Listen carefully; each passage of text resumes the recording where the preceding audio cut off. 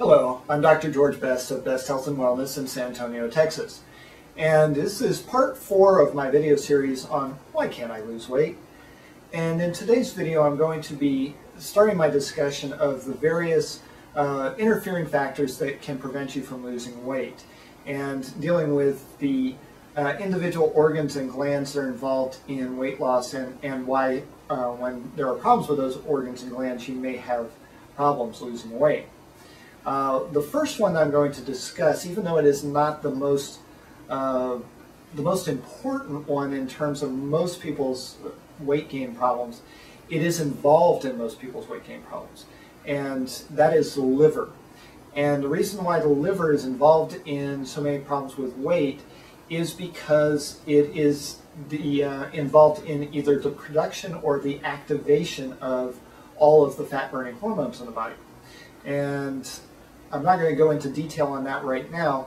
Suffice it to say that if the liver is not working quite at 100%, then the various hormones that are involved in fat burning are either not going to be produced or they're not going to be activated properly. And so that's going to slow down your ability to burn fat.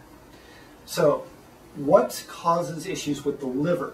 Well, a lot of people are familiar with things like alcohol is a problem for the liver. Certain drugs cause problem with the liver. And that's definitely true, and that is definitely a problem for a lot of people. So if you're trying to lose weight, one of the things you want to do is cut down your alcohol consumption, not only from the standpoint of does it contain calories, well, I only drink light beer. Well, the alcohol actually causes some problems with the liver. It makes the liver work harder. So it actually will slow down your ability to lose weight if you're drinking a lot of alcoholic beverages. Medications, if you're on medications that are non-essential, in other words, things that you take that you don't really need to take, but you take them just because. I know a lot of people that take painkillers on a preventive basis, which ultimately doesn't work, but that's another story. And they take this stuff on a preventive basis, and after a while, the liver doesn't like it too much. That's especially true of acetaminophen-based products like Tylenol. Very hard on the liver, especially when it's taken on a regular basis, like every day for a long period of time. Very, very hard for the liver to process that. So if you can avoid taking certain medications, you're definitely better off to do so. Now, the third aspect of it is that I mentioned on an earlier video that I'm not a big fan of the Atkins diet, because even though the Atkins diet does make most people lose weight initially, most people will hit a wall with it, especially if they stay on the induction phase, or that initial phase where you don't eat anything but basically meat and meat and fatty foods. The reason why this is a problem is that the liver can only handle so much protein and fat, fat being one of the bigger issues.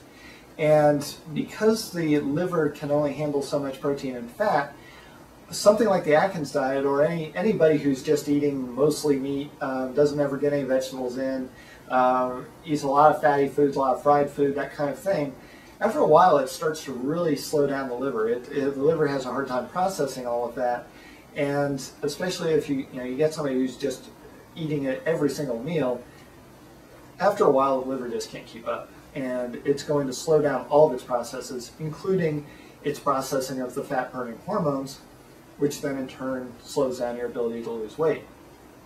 So you want to take it easy on your liver. How do you do that?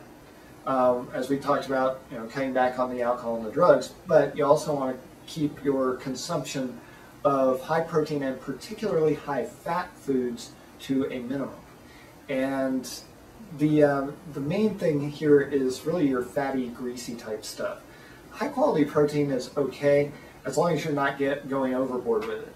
Now, what's overboard? And here's the thing where a lot of people, especially those who live in the United States, we've kind of been conditioned to eat a lot of meat. And we think, oh,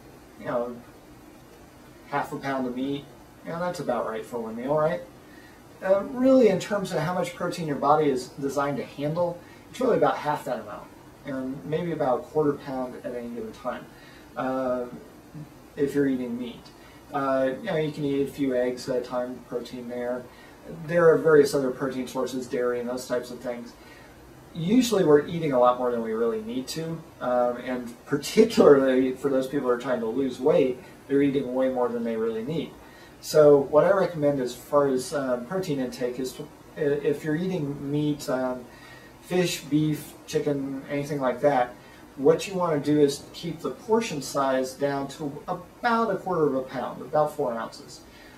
If you're a really big person, if you're a big muscular person, or you're trying to build muscle like a bodybuilder or somebody like that, then you can definitely go higher than that to assist in those endeavors. But if you're trying to lose weight and you want your liver to help you out as much as possible, you want to keep it down to about 4 ounces and maybe a little lower than that. So that's the liver.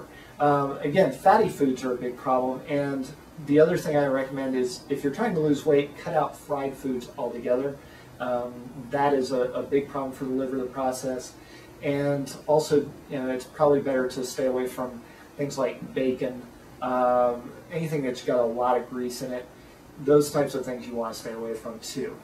Take it easy on your liver, eat lots of fresh fruits and vegetables, eat some nice lean protein. Fish is particularly good, and stay away from the high fat stuff.